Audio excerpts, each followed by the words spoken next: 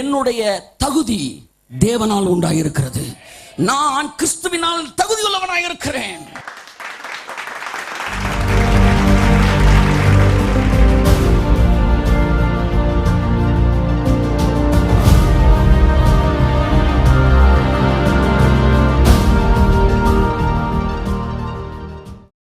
ஏதாச்சும் ரூபா நோட்டு இருக்கா உங்கள்கிட்ட?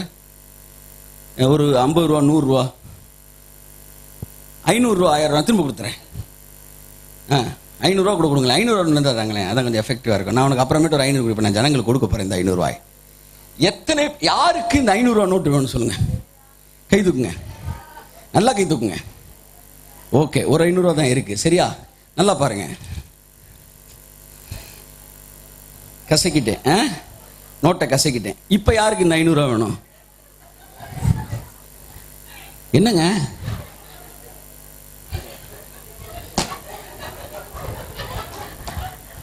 கசக்கிட்டேன், ரொம்ப நசுங்கிருச்சு, சுருட்டிட்டேன். இப்ப யாரு கிளியல? யாருக்கு இந்த 500 ரூபா வேணும்? ஏங்க இன்னும் இவ்வளவு கசங்கிருச்சு வேணுமா? சொல்லுங்க. இதை மண்ணில் போட்டு புரட்டி எடுத்து யாருக்கு வேணும்னு கேட்டாலும் வேணும். ஏன்னா இது எவ்வளவு கசக்குனாலும் எவ்வளவு புரட்டினாலும் இந்த 500 ரூபாயின் மதிப்பு மாறவே மாறாது. நல்லா தட்டு, நல்லா தட்டு, நல்லா தட்டு. Praise the Lord. This 500 rupees will not lose its value.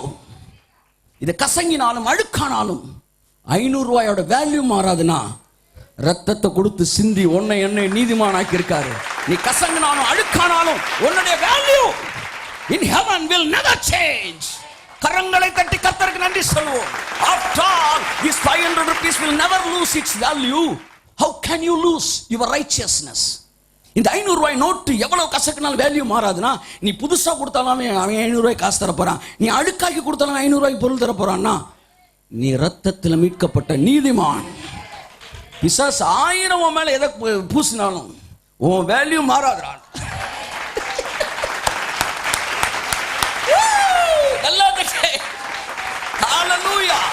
இந்த மனநிலைக்கு வாங்க. My value will never be decreased. N value குறையாது. ஏன்னா அது இதுக்குள்ள ஓடுறது, இது பிரிண்ட் ஆயிருச்சு. இதை நீங்க அழுக்காக்கனால இது 400 ரூபா தர போறதில்ல, அவன் 500 தான் தர போறான். அப்படித்தாங்க ஒரு வயசான பாட்டி கூட உட்காந்துருக்கலாம், பழைய 500 ரூபா நோட்டு மாதிரி. ஆனா அந்த அம்மாவுக்கும் பரலோகத்தில் அதே வேல்யூ பரலோகம் இதா கொடுக்குறாங்க. See my beloved brother and sister, இதுதான் அடிப்படை மனநிலை. இந்த மனநிலையோடு தான் நீங்கள் செய்திகளுக்குள் கடந்து வர வேண்டும். இந்த மனநிலையோடு தான் நீங்க செய்தியை கேட்கணும். அப்படின்னு நான் கிளம்புறதுக்கு முன்னாடி கர்த்தர் என்கிட்ட சொன்னாரு இல்லையா? இதான் செய்தி. அடிப்படை மனநிலை எல்லாம் சொல்லுங்க. கிறிஸ்தவத்தின் அடிப்படை மனநிலை, என்னுடைய தகுதி தேவனால் உண்டாயிருக்கிறது. நான் கிறிஸ்துவினால் தகுதி உள்ளவனாயிருக்கிறேன். Not by my deeds but by his deeds.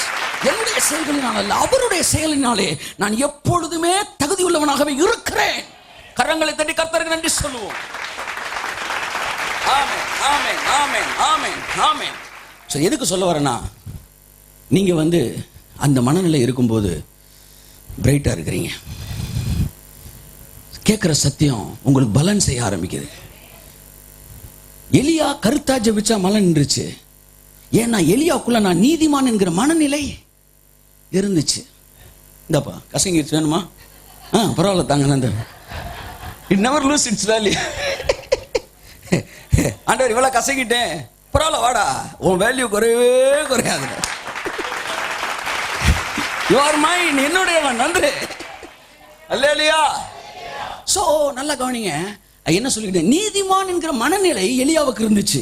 அதனால காற்றையும் கடலையும் அதட்டினான்.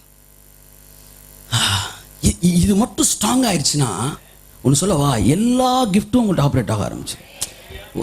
உங்க வாழ்க்கையில் எந்த தடையும் இருக்காது. மரணமே உங்களுக்கு வழி விட்டுருங்க. மரணம் உங்களுக்கு நிற்காது.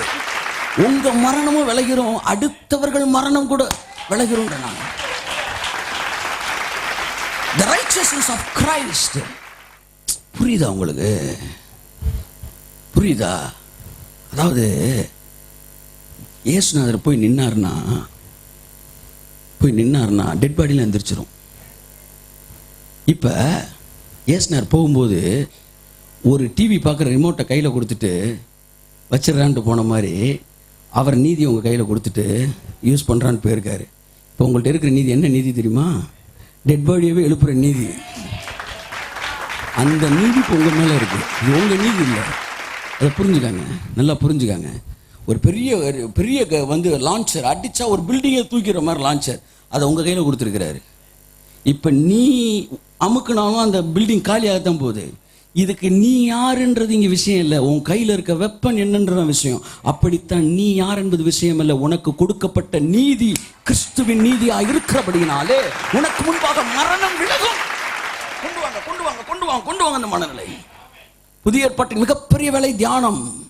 பழைய ஏற்பாட்டின் மிகப்பெரிய வேலை வந்து தியானத்தை பழைய ஏற்பாட்டிலையும் சொல்லப்பட்டிருக்கு. இரவும் பகலும் தியானமாய் இருக்கிறவன் பாக்கியவான், அவன் செய்வதெல்லாம் வாய்க்கும். நிறைய பேர் என்ன சொல்றது? ஜெபிக்க ஜெபிக்க ஜெபிக்க நடக்கும் சார். கர்த்தரை தேடின நாட்கள் எல்லாம் அப்படின்றான். உன இவன் வந்து ஜெபிச்சா நடக்கும் ஜெபிச்சா நடக்கும்ன்றான். ஆனா தாவீது சொன்ன ஜெபிச்சா இல்லப்பா, நினைச்சா நடக்கும் நினைச்சா நடக்கும். இரவும் பகலும் தியானமா இருக்கிற மனுஷன் அவன் நீர்க்கால்கள் ஓரமாய் நடப்பட்டு தன் காலத்தில் தன் கனியை தந்து இலையுதிராது இருக்க மரத்தை போல் இருப்பான். அவன் செய்கிறதெல்லாம் வாய்க்கும். அந்த அதிகாரத்தில் ஜெபம்ன்ற வார்த்தையை வரல. அதிர்ச்சியான உண்மை. ஜெபம்ன்ற வார்த்தை சங்கீதம் 1 கிடையாது. தியானம்ன்ற வார்த்தை இருக்கு. ஆனா சங்கீதம் 1 சொல்லுது அவன் செய்கிறதெல்லாம் வாய்க்கும். ஐயா, படம் கடைசி வரைக்கும் எங்க கதாநாயகர் வரவே இல்லை. யார் உங்க கதாநாயகி? பிரேயர். படத்து ஹீரோவே பிரேயர் கிடையாது, ஹீரோவே மெடிடேஷன். அநேகர் விடிய விடிய ஜெபிக்கிறார்கள், ஆனாலும் மனதில் ஒரு பயம் இருந்துகிட்டே இருக்கு. ஆனா உங்களுக்கு பதிலோ உங்கள் ஜெபத்தை வைத்தல்ல, உங்கள் மனதை வைத்து. அதை புரிஞ்சுக்கணும். உங்கள் பதில்கள் உங்கள் மனதை பொறுத்தது. அதை இயேசு சொன்னார், ஜெபத்திலே நீங்கள் எவைகளை விரும்புகிறீர்களோ அவைகள் உங்களுக்கு கொடுக்கப்படும். நீ பேசுவதை வைத்து மனதில் நினைப்பதை வைத்து, நினைப்பதற்கேதுவாய் நீங்கள் பேசும்போது செயல்படுகிறது. அதனால ஜெபிக்கிறது உங்களுக்கு எதுக்குன்னா உங்களை வந்து ரெஃப்ரெஷ் பண்றது தான். ஒன்னும் சொல்லவா நான்? துப்பாக்கியில் தோட்டா மாட்டுறது. எதிரி நிற்கிறான், ஒரு நிமிஷம் கூட்டிட்டு போறான். யார? பேதுருவை. டக்கிட்ட 1 2 3 ரிவால்வரில் 6 தோட்டா மாட்டிட்டு சட்டுன்னு மாட்டிட்டாரு. நீங்க ஜெபிச்சனால இங்க ஒன்றும் ஜெபிக்கிற என்னன்னா துப்பாக்கியில் தோட்டா போடுற மாதிரி. தோட்டா போட்டா செத்துருவான் அவன். ட்ரிக்கர் அமுக்கணும்ல. எவ்வளோ நேரம் ஜெபிச்சிங்க போட்டான். திரும்புங்க. திரும்பி இயேசு நாமத்தில் நீ வந்துட்டியா குறுக்க வந்துடாப்பா, இயேசு நாமத்தில் வந்து தபித்தாலே எழுந்துருன்னு அடிச்சார். ஒரே அடி கண்ணை வச்சு. யார? மரணத்தை அடிச்சோன்னா தபித்தால் எழுந்திரிச்சிட்டா. So loading the gun is prayer.